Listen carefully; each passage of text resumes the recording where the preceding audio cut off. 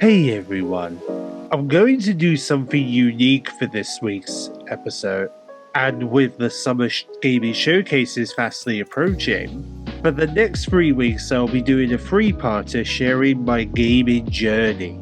From the games I've played, consoles I owned, and even the highs and lows I went through in regards to online games. It's an opportunity for me to share my love for gaming as an autistic person. If you enjoy the podcast, make sure to please give it a follow as it would help me so much. You can also follow the podcast on Apple Podcasts or on my YouTube channel, which premieres every Thursday at 3 p.m. UK time. Let's begin today's episode.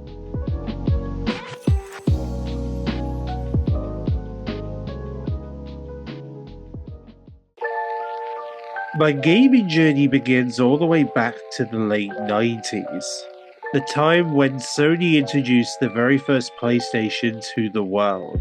PS1 was the very first game console I owned, and it was truly incredible at the time. I got instantly hooked with Crash Bandicoot, Spyro the Dragon, wrestling, and even James Bond games. Of course, the graphics were pixelated, but that's due to the fact that graphics in games back then was a revolutionary concept. But it didn't stop me in enjoying some of the games I had at the time. One memory I had of PlayStation was when I was playing Star Wars The Phantom Menace, the movie tie-in game.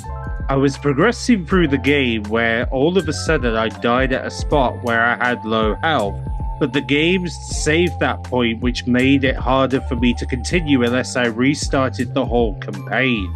The next console I owned back then was the Nintendo GameCube, which I played wrestling, James Bond, as well as a couple of games I can't remember their names of. Either way, it was the first ever Nintendo console I ever got and I loved it. It's a shame I only got a couple of games for it, but that was only because I was highly invested into PlayStation stuff back then. The intro for the GameCube was so cool every time I switched it on. Then following the GameCube, it would be time for me to upgrade from PlayStation 1 to PlayStation 2 as we entered the noughties. PlayStation 2 really did improve the graphics with games, but more importantly, it finally introduced me and gamers a way to watch our DVDs, which finally became a thing as we closed out the 90s. Also, Select Games was also doing early experiments of online play, but that was still a couple of years away from fully realizing its full potential. With the PS2, I did continue playing wrestling and James Bond games, but I did introduce myself to newer games around the time, which included Medal of Honor games, The Getaway, Spider-Man, Driver 3, Burnout, Thrillville, The Sims, Lego Star Wars. But the biggest game I was introduced to during the PS2 days was, without question, Grand Theft Auto GTA. The first GTA game I ever got was GTA Vice City, and it was fantastic. The fact that there was a game where you could explore the world around you as you do the story missions was truly satisfying. Along with driving the vehicles and hearing 80s music on the in-game radio stations, just made me feel like I was truly in that world. As I loved Vice City so much, I ended up getting some of GTA games on the PS2 days, which were San Andreas, Liberty City Stories, and Vice City Stories. Grand Theft Auto is definitely one of my favorite gaming series I've ever played.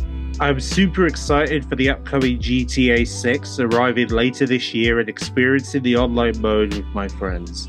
As I mentioned earlier, I got into Medal of Honor. This was the first shooter game that's based on real-life wars I've played back then. The way Medal of Honor captured the stories of the characters was very powerful. It gave me a little bit of insight of what life truly was like in those days. I played it Frontline and Rising Sun, and both had incredible campaigns tied to them, which is why I would love these Medal of Honor games to get current gen ports or even added to PlayStation Plus so I could revisit them one day.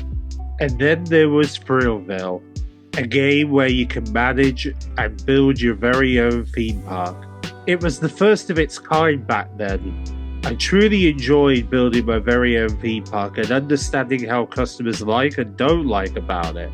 I had a little bit of creativity back then, but as I'm not the greatest of art.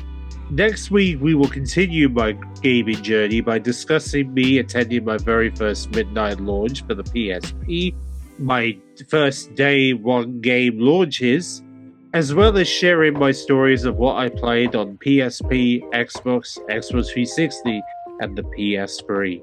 This is Respawn on the Spectrum, and thank you for listening.